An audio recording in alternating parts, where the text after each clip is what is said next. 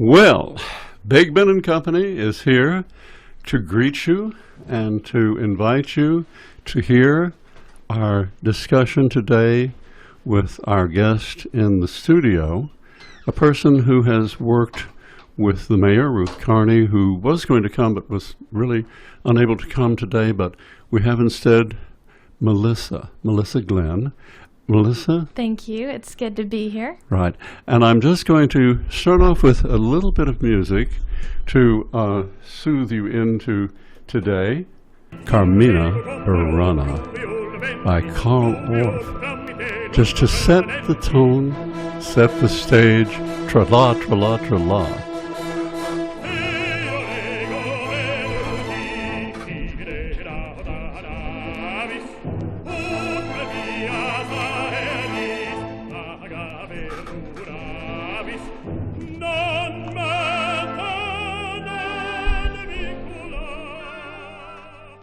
I wish I could translate for you what he's saying and singing. It's sort of amusing because in my church I've been asked to deliver the Largo from Xerxes. If you want to come out to the Unitarian Church in the village, you'll hear Big Ben singing the Largo from Xerxes, which is Fronde tenere e belle. And I don't know what the words mean. I memorized all these words in Italian.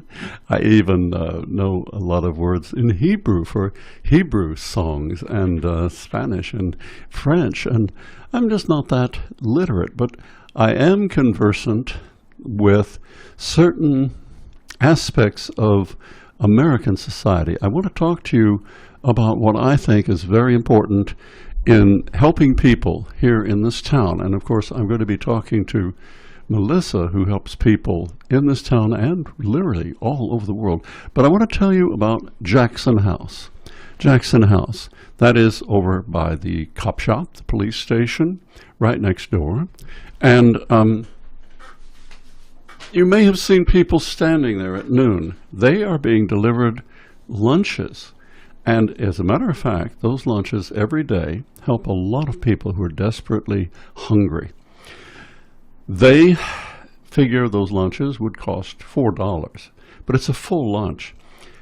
The total cost to them is $233,948. In other words, about $234,000 a year. They also give pantry food to families, a $60 bag, and they give those out every day, and you can get those, and they give as many as $733,622. I've got all these figures in front of me. I couldn't remember them, but this is a very important service. I also want to talk about the Samaritans. Of course, we all know the story of the Good Samaritan, but at 131 Sanford Street is a place where men, it's only for men, who need desperately somewhere to sleep. But the requirement is they can't be using drugs or alcohol. But they can stay there for quite a bit of time and find work. It's like the houses I have, which are called Happy Destiny Homes. There are two of them. I take people from prisons and from the streets and from what Jonathan Winters used to call the laughing academies, no big joke, where people are mentally ill. And we help them to find jobs, and we help them to get a GED, General Equivalency Diploma. And that's another thing I want to talk about. I don't know if you realize, but I have worked with a lot of people learning to read and write. I did not learn to read and write till I was 10 years old. I was considered dumb. And I didn't really care, but it did bother me that I had to give away all my allowance money to get kids to read the comic strips to me. I couldn't read any of these Jughead or any of these comic strips. And I never thought I'd learn to read. I finally learned at 10, and so I overdid it. I got a doctorate in comparative literature in California and one in English in England. And I have known people that couldn't read and write because of dyslexia or something else. 32 million Americans cannot read and write, 14% of our population. And in the prisons where I've been working with Clarion Call, my foundation, Clarion Call, the Clarion Call of Freedom, 75% of people in state prisons, 75%, have never completed their GED, that's General Educational Diploma, General Equivalency Diploma for high school. 59% on the federal prisons do not have a GED. In our society today, with no GED, it's really difficult to get a job. But think what it's like if you can't read and write. How do you even find a job? You can't read the ads, help wanted. I really recommend giving all of your time and money and effort, if you can, to the Garland County Literacy Center on Hobson Avenue, just off Central. You just turn on Hobson on Central, and you'll see it on your right there, the Garland County Literacy Center. If you can read and write, you can be a big brother, big sister, father, mother to people who need help. I began by helping people when I was in the Navy, and there was a chief petty officer who was getting out of the Navy, and he came to me. I was education officer at the United States Naval Training Center in San Diego. I know that's an awful lot of biography for me, but I worked with him to help him. He was functionally illiterate, but he was a gunnery officer, a gunnery chief mate, I believe he was a bosun's mate, but he had been torpedoed, he'd been in action, he was decorated for valor, and he was getting out of the Navy, and he was desperate. And I helped him get his GED, and the day he came in and said, "Lieutenant Wright, I have my GED, and it's thanks to you." And I said, "Chief, thanks to you, I just made a decision to become a teacher with my life. I was going to go into business and, have money, and it's so funny when I went into teaching, the salary I had, I couldn't believe how little it was. It was at that time something like $3,000 a year, and I found a house to live in for $75, and I can't believe it. But I have been teaching for over 52 years, and I believe it's the most important thing that a person can do with his life is to be a teacher. In any case, I'm now going to ask Melissa. I believe she has told me that she was a person who was educated here and went to a Christian college and then to University of Arkansas, where I taught world literature. Can you tell us something about yourself, Melissa? And then I want you to tell us what you're doing and your actual, I call it the Human Trafficking Task Force. Is that correct? That's correct. I'm correct. Wow. I'm usually not good with things like that. Tell us what you do and your concern about, I believe, I ask you, it's a form of enslavement to not be able to read and write. It's a form of enslavement, what happens to these people who get caught up in human trafficking. And I was once, how many people did we reckon in the world are actually considered to be slaves? Estimated 27 to 30 million people are in slavery right now. In slavery. And that's, a lot of them are very young people, children, and many of them don't. Well, as I told you, the ones who make the BD cigarettes from betel nut, with their little fingers, usually don't live past the age of 8. They start at 5 because of their little fingers. But the juice, the betel nut juice, gets in their fingers and poisons them. And they die at the age of 8. But these are children whose parents have just literally sold them. But let's go on. Let's talk about this. This is a reality we need to confront and do something about. Well, my name is Melissa Glen, and I am pretty much local here. Been here for a number of years, and I'm an interpreter for the deaf, so I do sign language for the deaf. You do sign language? I do. I've worked with deaf mutes, teaching them to read, to write, to speak. That's wonderful. And that's amazing. Come on, let's go. I'm a speech pathologist. Go on. Oh, that's wonderful. And so my father's deaf, and so that's an opportunity, and my mom's an interpreter, and we're all interpreters in my family. And so that's my paying job, and then what I do with human trafficking awareness and prevention is my volunteer job. And I started learning about modern day slavery, what we call human trafficking, probably around 2010. And I started learning that it was happening in other countries, and my heart was breaking for places like Thailand and Malaysia. But the more I researched it and got into it, I learned that it was actually happening here in the United States. And I started looking for opportunities to learn more about it. As a Christian, I began to pray and ask the Lord what it was He wanted me to do in partnership with it.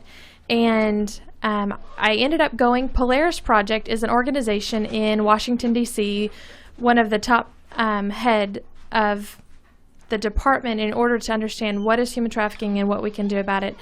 And they came down to Arkansas and Little Rock, and they did a conference. I went up there, and I learned that not only was human trafficking happening in those other countries and in the United States, it was actually happening in my own state. And that was in 2010 as well. And so at that time, not a lot of people were admitting that it was something that was happening in our own states. And as they began to describe what human trafficking looked like, because there's 3 forms of human trafficking. There's sex trafficking, labor trafficking, and organ trafficking. And we leaned towards learning more about human trafficking in the sex and labor fields. But he began to describe what it looked like, and I thought, oh my gosh, that looks just like what I've seen in Hot Springs. And so I've spent a year studying and being trained, going to different presentations to become a trainer. And in 2011, I was at this prayer meeting. They have the first Monday of every month called Hot Springs Women of Prayer. Hetty Lou Brooks started that with some of her friends 30-something years ago. And the mayor, Ruth Carney, goes to that. We have it in her church. And so we were having a discussion. We went out to eat afterwards at lunch, and it just so happened that I was sitting right next to her. And I had all of my statistics and my map and all the information in my lap. And so when we sat down, I pulled it out and I said, do you know that human trafficking is happening in our own state? And she took all of the information that I gave her, and she said, we are going to do something about this. Let me just interrupt you here.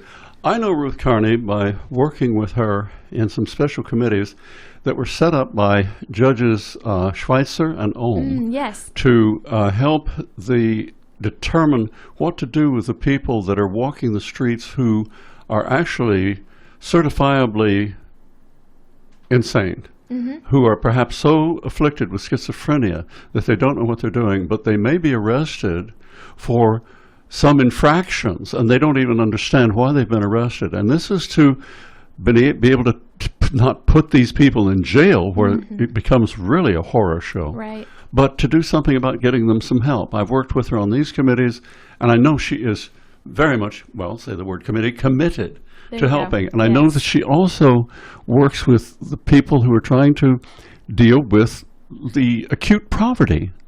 Yes, she does. And what is poverty?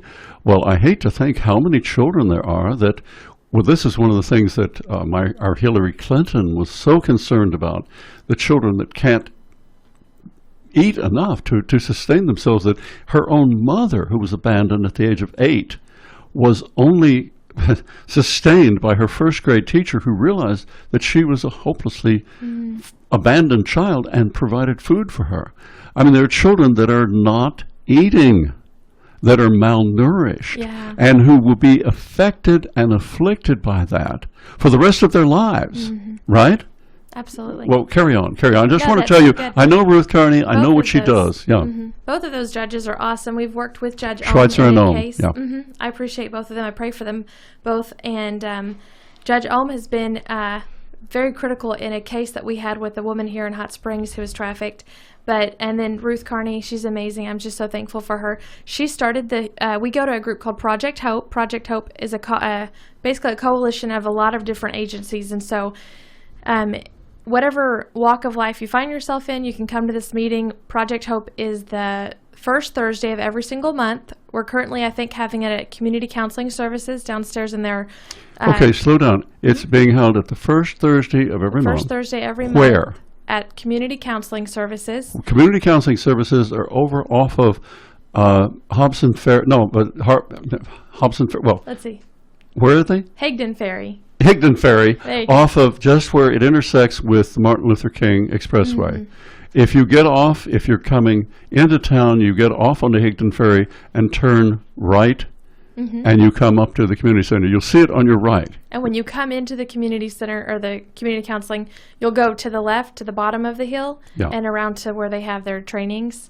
Okay. And so we're in there. We meet at 11:30 until 1 o'clock. That's where I was meeting with her for the other project. There you go. Okay? Yeah, they This have a is- lot of meetings in that building. So this is Project Hope. I want Project people Hope. to know about this because if you need help and you are hopeless. Yes. By the way, I didn't mention another group at $200,000, and they were giving money to help people pay their utilities when they couldn't deal with their utilities. And by the way, Jackson House will do that too. Yes. I'm not saying this is for a free ride. I'm talking about people who just get really stricken with bills, Right. and bills that are necessary. You've got to have electricity. You've got to have water. You can't use a toilet without water. And you've got to have electricity in many of the houses to cook. And air Right. conditioning, come on, it's hot. And when we lost the power the other day, I was going, oh dear. I was completely, Right. I was completely stricken by having no electricity. So Our first world problems. yeah, but it's a real problem for people living here who then will get bills and their services cut off. It's just And so not- Project Hope, they are amazing where they get people work together. So we've got the poverty committee, we've got teen pregnancy committee, we've got wait a minute, slow down. The poverty committee and what? poverty, teen pregnancy prevention, or teen pregnancy.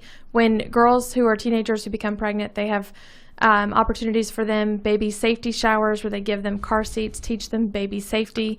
Wow. Then they have suicide prevention and a number of other things that we all work together on in the big picture. We and don't have our realize individual what a committees. great problem suicide is among teenagers. It is, especially in Garland County. Garland County is the highest percentage. Susie Reese does an incredible job at getting the word out there. You can find her on Facebook.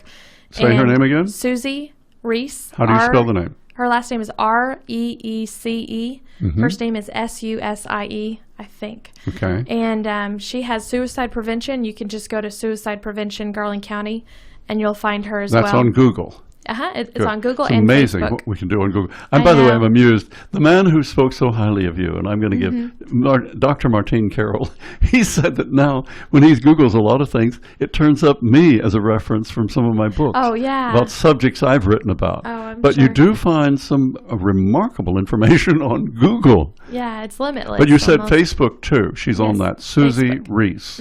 Okay. So that's suicide prevention. And so we all work together. Well, in 2011, the mayor presented the need for human trafficking, and I was not a member of Project Hope at that time.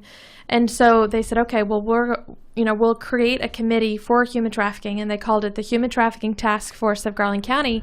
And then she came to me and she said, okay, we voted and you're the chair, just show up. And so I've been the chair since 2011. Our small group of 8 people has grown to about 30. Not everybody comes at the same time, but it's probably more than 30. I count low, but we have a good group of people. We've got people from all walks of life that are either law enforcement, which is an incredible assistance. We have lawyers, attorneys, the prosecuting attorney. We have OCC, Ouachita Children's Center, First Step, DHS, church pastors, stay-at-home moms. There's a number of people. We all work together. Now, the person I've been talking to, one of your colleagues, is named Susan Legal. Is that correct? Yes, And she's at the Ouachita Children's Center. she is. Where is the Ouachita Children's Center? It's on Charter Oak, which if you're on Central and you turn left, next to El Rancho, I think, is where the old tire place used to be. I don't remember what that's called. But it's on Charter Oak.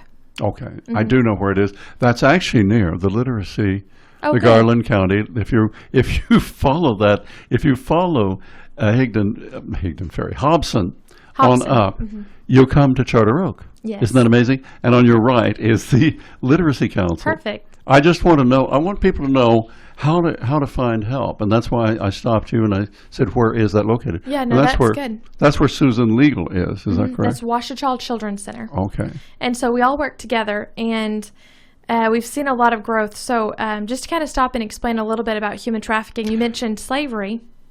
Yes. And slavery is defined when you lose your freedom to the control of another.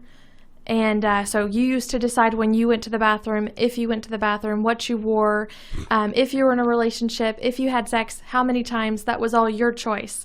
But in slavery, none of that belongs to you. If you eat, when you eat, if you have sex, how many times a day, all of that belongs to someone else. Well, as you know, I work in prisons. I have worked in prisons since 1965. That's 51 years.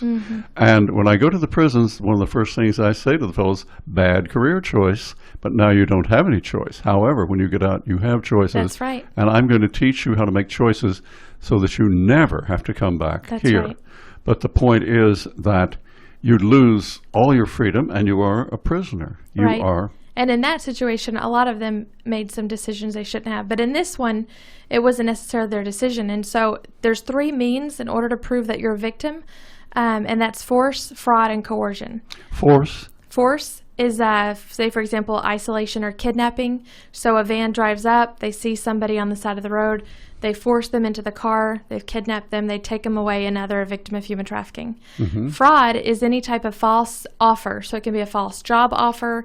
There was a woman who came to Arkansas for a really good job opportunity, she thought, and when she got here, she was locked in her room. She was given 1 bowl of rice to eat for the entire day, and the man who brought her here slept outside of her door with a gun. And so now she's a victim of human trafficking. The job she thought she had was not what she got when she got here. And what did she end up with? Was it prostitution? Not at that time. She was in the grooming phase, where they were just teaching her to become so hopeless and independent. Grooming, dependent. they call it. They call it the grooming. What a euphemism. Yeah. You groom a horse. Right. They treat them much like animals. Some things that you'll see are brandings. So branding is a type of indicator of a victim of human trafficking. If you see somebody with a branding, it would be a tattoo. So if my grandpa was a rancher, he had cows and horses. So he had a brand, DK, and he'd put it on the horse's rear end and say, this one's mine. So anybody who saw that horse out in the field, oh, that's old Doug King's over there. Well, the same way they did that is the same way they're doing it to human beings. And they're trying to reinforce you're just an object to be bought and sold. And sometimes it'll have a barcode. If you buy a drink, you slide the barcode across the scanner and you pay for your object, your purchased product. And so sometimes you'll have tattoos on their arms, their chest, their back, anywhere, and it'll say something money related, sexually related, a barcode. But we've even seen things where this one trafficker had several girls and he liked Tweety Bird, so they all had Tweety Bird. So just because you see somebody with a tattoo doesn't mean that they are a victim, but if they have the other symptoms and indicators of victims plus the tattoo, then it's a high chance that they might be being trafficked. But I told you that I have done some work in third world countries. In Nepal, for example, in Kathmandu, I encountered, and this happens in India too, and it happens in a lot of places in the world, where children on the streets who had been abandoned or were the little lost children were actually put into little gangs and were mutilated, disfigured, maimed, so that they could beg in the streets. Yes. And then they were carefully addicted to drugs like methamphetamine, opium, what they call brown sugar out in the East, and alcohol.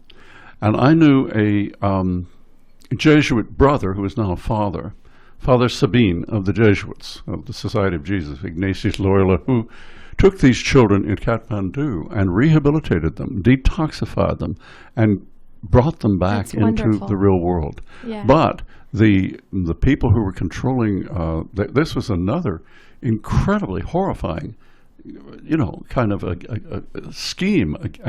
And this goes on. There was actually a film in India about children like this. And it can happen. But the children who are enslaved like this usually don't. Oh, I remember also seeing a documentary film about those in Russia and in the Iron Curtain countries. And in the train station in Moscow, there were children prostitutes. And they don't live past the age of 11 or 12. The conditions are horrifyingly dehumanizing. But we're talking about this is actually going on in America, the land of the free. Land of the free. Well, now, I've heard of people who come from other countries, promised jobs in restaurants here, and they would be, I won't even mention which ethnicity, and they never get their green cards, and they're put in almost dormitory accommodations and just told, if they make noise, they'll go straight back. They'll be deported. Yeah, there's a lot of fear. So that would be called, you have the fraud there. They were given a false hope of becoming a citizen if they came here, a false hope of having a good job, and they're forced into slavery. But the third means there you have fraud, or force, fraud, and then coercion. And so that coercion can be that threat. If you leave, you're going to be deported. If they're here in America, if you leave, then I'm going to do the same thing to your sister. I'm going to find your mom, or I'm going to kill you. And then also drug addiction, you said, like in the third world countries or internationally, and that does happen. They're forced onto drugs to not only keep them there, but to keep them coming back. I mentioned one drug, methamphetamine, and that has become the drug that is most epidemic. We used to hear about crack cocaine because it was so inexpensive and easy to break down from cocaine, but methamphetamine is even less expensive to produce.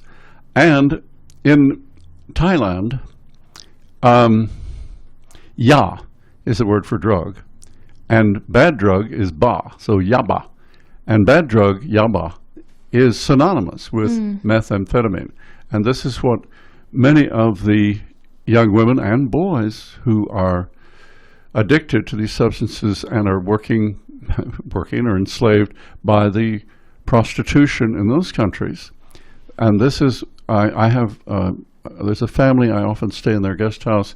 He was a director of, he was the chief psychiatrist of one of the hospitals there, and now he has a special center, and it's called The Well, and I believe it's actually associated with Christian Church. Yeah, it's part of a Christian movement here. And they take the young women and boys off the street, get them detoxified and rehabilitated, and teach them handicrafts. You may have seen this beautiful, these bags I have that are all hand done. They're beautiful. Those are made in Thailand, and many of them My purse is made from Thailand, from The Well. It's we from have The Well. a woman who works with The Well. Then at you our know the task family force. that I know so well. Well, I just know one of the missionaries that goes down there, but yeah. I've been staying with them for the past, at least the past 15 years. And they're a magnificent family. By the way, he also has a clinic where he practices, of all things, it's acupuncture and shiatsu. But he's also a psychiatrist. Oh, that's Isn't good. that remarkable? That's wonderful. There's a lot of organizations. And those are my friends, my close family friends. It's called the Mountain View Guest House, and then his center, The Well. That's the family. That's the family I stay with in Chiang Mai. So you can actually purchase products from The Well. Well, yeah, of course, there. And I know Crossgate Church I bought has many of the, a lot of the jewelry and a lot of the handicrafts that I have that I think are so remarkably beautiful. And I mean, you just look at this keychain of mine. What do you think of that? Yeah, that's beautiful. I love you that. see, that's the sort of thing. It's magnificent. That's so Thailand. Yeah, obviously. But it's just, I love things like this. I mean, this is just startling. But that's a wonderful alternative to selling your body, wouldn't you say? Yeah, I've got a bracelet here. Absolutely. This is called the Red Thread Movement, and it just it's red thread. And it's to remind you to pray for the survivors and the victims, but it's made by survivors. And they tie red thread to their toe, and then they weave it into a bracelet. Now, who does this? String. It's the Red Thread Movement. Where are they? They're in Cambodia, I believe. Oh, okay. But so you've got organizations that are bringing hope, and that's what we're so thankful for. Cambodia is another whole story. I've got to. My life is a little bit unusual. That I was in the United States military, and I worked with people who were in a special forces unit who went to a place called Vietnam in 1961, and they were later called the SEAL Team. You have heard of them? And I knew people that were in combat. I knew one of the original members of what is called the Special Recon Green Berets of the Marine Corps, Tom Enfoy's soul, may he bless his soul. He was 120% disabled, but he was 3 tours in Vietnam, and one of the original members. And the other Marine that I know so well is Captain Bobby Muller, who resigned his commission, as I did, in protest over the war. We both faced pretty tough circumstances over that because of what we revealed that we knew. And Bobby Muller won the Nobel Prize for organizing the anti-personnel landmine campaign. He got Princess Diana of England. Do you remember her? Yes, sir.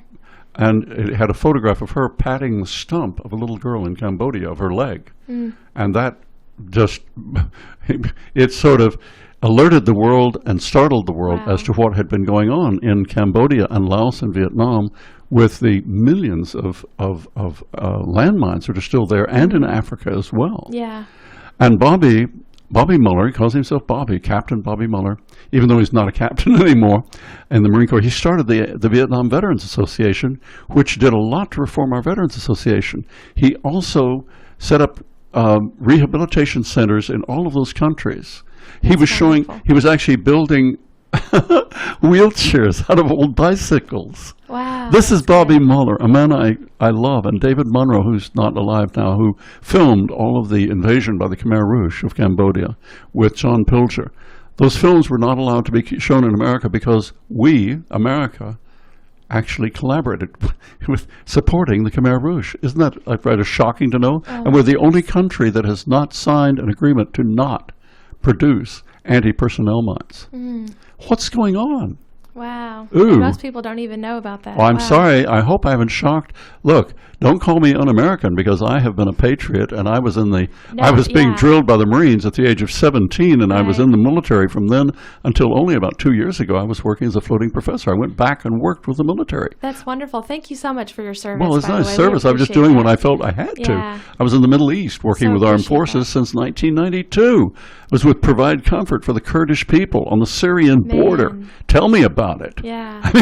And I was working with, well, they're called the Rangers and the Green Berets and the SEAL teams and the Royal Marine Commandos in those forces in Incirlik and Adana, in Turkey and in Antakya. By the way, Antakya is Antioch, where they had the first Christian meetings in a Yes. cave, a grotto, and I went there. Wow, how special. Yeah. Anyway, go on. Let's see. I'm way off the topic, or am I off the topic? I'm talking well, about you are talking internationally, and so I was just thinking while you were talking internationally. Yeah. that it does happen internationally, but we look at it. So there's a lot of organizations out there doing international work, and those internationals that are coming into the United States are about 15 to 17,000. So you have about 15 to 17,000 foreign nationals that are brought into the United States every single year for the destination of just slavery. 15 To 17,000. Let's slow this down. 15 to 17,000 people are brought into the United States yearly That are from other countries. from other countries. So Yes. some of them are brought in, and the difference between smuggling and trafficking. So human trafficking is misnamed because, well, I think it was named because of drug trafficking, arms trafficking, Well, human the trafficking. word by the way, the word for a drug dealer in Spanish is traficante. Did you know that? no, I did not. Traficante. But so It's you're a trafficker trafficking. in drugs. Yeah. Okay. And Traficante. so It's a that's very bad, ugly word. Traficante. Probably why they named it human trafficking. But human trafficking does not require any type of movement at all. So I can be trafficked by going back to my place and being in my own home and be trafficked by somebody that I trust in my house without ever moving, and that be called human trafficking. So that was a Well, misnamed to be enslaved, in other words, to be enslaved, to lose your freedom, freedom Right. of choice. That's right. And so, so with human trafficking, a lot of times we think that it requires this movement. And so, the difference between trafficking and smuggling is that smuggling is a crime against a nation's border, and human trafficking is a crime against a person, a human being. And so there are people that are brought in 15 to 17,000. Some brought over thinking that they are being smuggled over. Some of them are coming over thinking that they're coming legally, and they find out that they're not legal. Well, what about these ones that have been brought in from Mexico and from, the Right, so then Latinos? you go into smuggling there. But for human trafficking, a lot of people who are coming over for the purpose of being just smuggled in, they have a coyote that's bringing them over, A coyote, they call ends them. up becoming You use that term. trafficked. That's what they're called. Because okay? that's what they're called, yeah. So By they the way, end with up, drugs, you're a mule. Did you know that? yes, You I did, mule yeah. in. So, and you can get me off on a lot of rabbit trails talking about that because people that come into this country thinking that they're being smuggled in or thinking they're coming in legally, they can be taken advantage of because they don't know the language, they don't know the laws, and they're just taken advantage of by people who buy and sell them. And so the same way can happen with drug mules. But so human trafficking, 15,000 are brought over. And that's a big number of those that are being trafficked. I'm And we hearing the upper said- number, 17,000. Yeah, 17,000. And we said a minute ago, there's about 27 to 30 million people in slavery right now. And if you wanted to put that in perspective, the state of Texas, I believe, is a population of 25 or 26.5 million people. So if we enslaved everybody in Texas, which used to be its own country, so it's a big enough state, we still wouldn't be able to visually identify how many people are in slavery today. But of those that are born and raised in the United States, so they're citizens, they have never known any other country but America, the land of the free, there's about 600,000 people that are enslaved in America that were born here. So 17,000 brought over, 200,000 in the United States. Well, this is remarkable. I know it sounds strange I talk about statistics. I work in prisons, and in my foundation, Clarion Call, and we state that here we are in America, we are 1/5 of the world's population, but we have 1/4 of the population incarcerated, that are incarcerated throughout the world. We have more people incarcerated in America per capita than any place in the world. Now, if we have 600,000 people who could be considered enslaved, what is our population now? Is it about 300 million? Something like that. Mm-hmm. When I used that, I talked about the ones that are illiterate. 14% is actually 34 million. Because 10% would be 30 million. But these are huge numbers. These are heartbreaking. These are heartbreaking, especially Well, if you think. But let me just say, Yeah. in the prisons, I have worked in prisons. Does that really startle you? Since 1965, for 51 years, in prisons here and in Europe, in England particularly, but even in the Scandinavian countries. And it's amazing that in our country, this state has the highest percentage of recidivism. Big word meaning turning around and coming back. Almost 70%. It's something like 69.5. Oh, come on, pull the other one. Just say 70%. It's like when I buy gasoline, it says it's $2 and something or other's point something, 95. But it's 70%. That's like 3/4 virtually of the people that are inside will keep coming back inside. And the minute I deal with at Omega Center in Malvern, some of them have been in and out as many as I can't believe it. Some of them 12 times, and they've spent most of their lives inside, in and out, in and out, in and out, and they have families. Who supports those families? Think of the cost involved. Anyway, let's go back to There's a lot there. 600,000. So of that, 200,000 are children. What? And so Children meaning under 18. under the age of 18. Under 18. That are potentially exploited every single year. So 200,000 at risk. See, And are these exploited sexually, some of them? these are 200,000 are sexually exploited. Sexually exploited. In other words, prostitution. Prostitution, simple. stripping, pornography, home slaves. Yeah, anything What is sexually a home related. slave? What's that? You know, when you just keep someone locked in your basement. Oh, And so, which when happened. you just keep someone locked, as there if was it a happens. survivor. There was a survivor who shared her story in Little Rock, I think, a year ago. I can't remember her name right now, but she was kept in this man's basement, and they only found her after he started bragging at work that he had someone in his basement. I've lived outside of the United States much of my life, and I've traveled a lot. I lived in Spain, and I worked with a group. Okay, it's a term we don't use in this. It's politically incorrect to say mongoloid, but in Spain the word is used, mongoloid. That's Down syndrome, and I worked with the Príncipe de Asturias Centro de Mongolicos. That's the Prince of Asturias Center for Mongoloids. And I worked with them, and they were the center for all of Spain in Mallorca. And so many of the children, they were so delighted to come there. And I have to say this, they were very funny. I loved to work with them. They said, I thought I was some sort of monster, and now I'm with other idiots, and we love each other. And I can't, because they would use the term, idiots. And they would say, it's so great. And they kept me locked in my room at home for all those years. And they kept these children hidden away through shame. Can you imagine? Yeah. As if they were monsters. And so they began to think that they were cockroaches, rats, whatever, but then they come and they discover that actually there are children just like them, and they are not strange. They are not out there. They are there. Yeah. Human beings coming That's to right. life. And I mean, we had a lot of projects with a lot of them, and it was just a celebration. My own daughter does this kind of work in England. And by the way, she's now Dr. Marina Wright Muelas. She's Spanish and American, and she's got her doctorate in DNA and is working pure cancer research and has a group of afflicted children. It's her passion. That's wonderful. But these are the children that could be home slaves, huh? Yeah. So My when goodness. you think about the 200,000, And you think, well, I don't see that happening every day. And a lot of it is going to be those that are the runaway throwaways. So what we is that? have Runaway what? runaway throwaway. Yeah, that's what I which thought you means- said. Explain, please. Yes, What? which means a runaway is someone who can be in a good situation at home. Maybe they have a good home, but their mom asked them to clean the room and they had a bad day, and their boyfriend said that they shouldn't put up with their mom anymore, so they run away. But they have a good home. And some runaways run away because their homes are not good and it's not safe, and it would almost be better for them to run away than Of stay course, there. of course. And- I happen to have grown up with an alcoholic father, okay? Yeah. I learned to defend myself very young. And for me, being in the military was like a vacation. Are you hearing me? Right.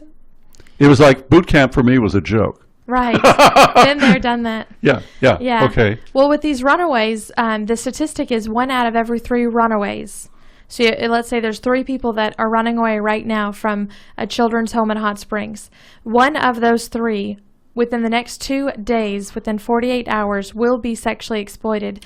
Somebody will come and they will sexually exploit them. How do they seem, are there people out there looking for them? Oh, yes. People are looking for it. I can go into why they're looking for it. Go on. But to stay with the runaways and then the throwaways are kids that don't have parents looking for them. They may be in a children's home, and there's not enough staff to pay attention to every single young person. So this one's overlooked. This is This the one one is that, just overlooked. yeah, this is the one that's annoying. They get on your nerves. They smell bad, and you would just rather not pay attention to them. Yeah. Well, those are the ones that are at most risk. And so when you look at victims can be anybody. They can be women or men. The majority are going to be women. They can be adults or children. The majority of them, at least half, are going to be under the age of 18. And the reason why is, which one's more vulnerable, a man or a woman? A woman is more vulnerable. Is a woman or a child more vulnerable? But, yeah. A child. And so when a trafficker or somebody is looking to exploit somebody, they're going to say, how vulnerable are they? So now you have a 13-year-old girl is going to be more at risk than a 32-year-old man. Now he is at risk, but she's more at risk. So then you add on the fact that she's insecure.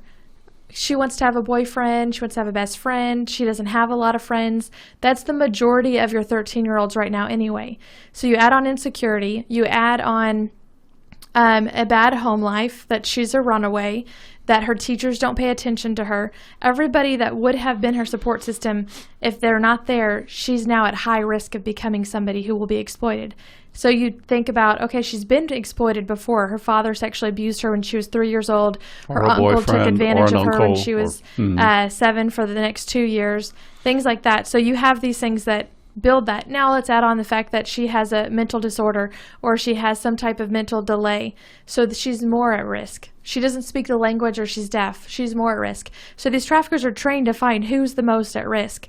And I feel like in our community, we're responsible to identify these people before the trafficker does, and then to find out how can we lower their risk. They're insecure. Let's love them so well. They're in your churches. They're in your schools. There was a girl in 2013. She was trafficked by her mom. Her mom was prostituting her. So she was in a school every single day. She was in a church every Sunday. She had friends. She would go to school activities. Who in your church or your school do you need to be paying attention to? And who do you need to be loving in a pure and right way and saying, hey, you know what? You're somebody, you're going somewhere. The Lord's got a good plan for you. You don't have to mess around with this. This is something that, and you just build life into them. That insecurity goes down. I've had that in my life. I have people who built security in me. You see that they don't have a lot of social skills. How can I help them with that? And so we should be the ones that identify them before the trafficker does. And we have an incredible opportunity where we're working with an organization from Northwest Arkansas called Into the Light. And they just came down and they did a training for us, an all-day training on Friday. And there was about 17 people there, and we went through the training. And this training is specifically for training us to go into the Juvenile Detention Center here in Garland County to present a program called TRAPS. So we present Called what? TRAPS, TRAPS, like you would trap a mouse. Yeah. So we present this program called TRAPS, and it's the Traps of Human Trafficking. And we already have a coordinator, Nancy Garrett. She's going in there twice a month right now, and we're going to have a team join her later on. But we go in and we present an hour training on what is human trafficking. We build relationships with these girls in the juvenile detention center. So that's a huge opportunity because they're so at risk. They probably have been trafficked or exploited at least, and have such high potential of becoming exploited. So we're trying to find out what do we already know that's obvious, and how can we help people?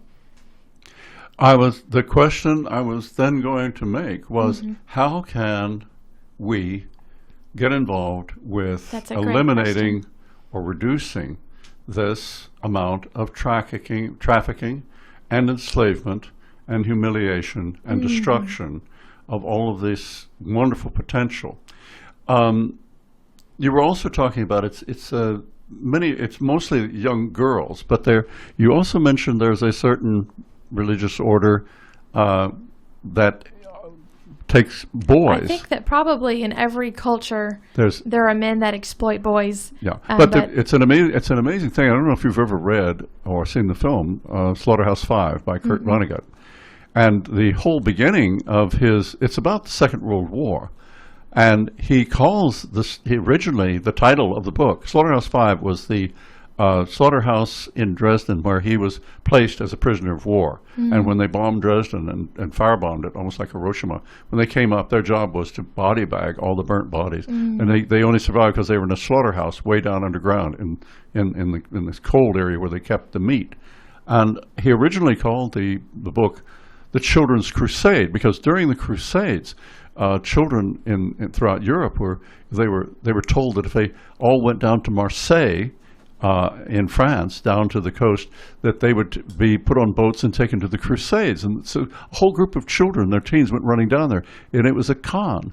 It was actually a con by some people who were selling them into slavery in North Africa to the very enemies of the Crusades. Wow. And it was one of the most horrific moments in history. And the Children's Crusade became like one of the biggest jokes in the world, where thousands were sold into slavery and never came back. But we're talking about this going on 600,000, did I hear you say? And trafficking in the United States. And there's some really good films out there right now. And there's one called Nefarious. What is it? Nefarious. Nefarious. Nefarious. Nefarious. Nefarious meaning bad. Wicked, evil. Evil. Yeah. And then the subtitle is Merchant of Souls. Merchant of Souls. And it's done by a group called Exodus Cry in Kansas City, Missouri. It's an incredibly well done. Made by Exodus, which is a wonderful film itself. My best friend worked on that with Paul Newman. Well, that is a great film. This is an organization called Exodus Cry. Exodus Cry, like my clarion call. Oh, really? My call to freedom. Da-da-da-da. Yes, and so it's for Exodus them, Cry, just like clarion call. Moses had the Exodus out of slavery. Out of slavery in Egypt. Crying out for an exodus from slavery in the world. And so they have Nefarious. Another one that is really good is In Plain Sight. Now these are movies and films that these are documentaries. What? Documentaries. But how do we access them? Through Google and through yes, you can access TVNet or whatever it's called. All of it through probably Amazon. Oh, okay. But you can go to their individual sites. If you look it up, it'll come up. But InPlainSightFilms.com. InPlainSightFilms.com. And that Exodus. Nefarious, Merchant of Souls. And then InPlainSightFilms.com shows, I think it's 6 different cities, and that includes Little Rock. So they focus on Little Rock and an organization called Partners Against Trafficking Humans, PATH, and I'm the Hot Springs representative for them. They do an incredible work awareness. They're working on a safe house right now, getting it reopened. So that's an incredible film. Well, I have 2 safe houses, I heard you say that. Yeah, they're that's called awesome. Happy Destiny Homes. That's awesome. But we're not big, and I finance it all myself. I take no money from churches or the state. I don't want to be controlled. I want to give them dignity and give them jobs, and I don't want to enslave them in any way. I'm sorry. I mean, no, that's wise, but I'm sorry that sometimes these things get a little bit warped. Yes, they do. And it's to give people a chance to re-enter society. Yeah. I mean, that's why I became a teacher. Yes. Let's be honest. I was a problem. I was in a very fine school, and I was to be the first boy not to graduate because I was in so much trouble all the time. My father was alcoholic, my mother had died, and I was drinking heavily. And I was a problem. One or two teachers recognized and reached out to me, and they became my, well, it was Mrs. Tuck and Francis Bloodgood. And both of them are no longer alive. Francis was the man who brought Madame Montessori's son to America for the first time to start Montessori education, and then later hanged himself. Did you hear me? I took him to the, I won't even go into it, but he was a great teacher, but he saw. And he said to me, I'm so thankful. Maybe someday you can do the same. And I reached out. When I noticed that certain children, there was something, and I would discover that there was something really not very healthy going on in the home. Very, you know. And I could sense it. Yes. And then they would confide in me, and then I would, you know, do something about it. And that's what we want to equip teachers. Our task force is to equip and educate our local community. Slow down, do what? Our task force Yeah, but you equip? is equip and educate. What do you mean by equip and educate? I want to hear it. Educate is to let you know what the issue is. Yes. And then equip is to give you the resources that you can respond. To respond and do it So in for a a healthy way. teacher- Because I would blow the whistle sometimes and then lose a job. Right. And When I so- discovered some things going on with the extraordinary punishment.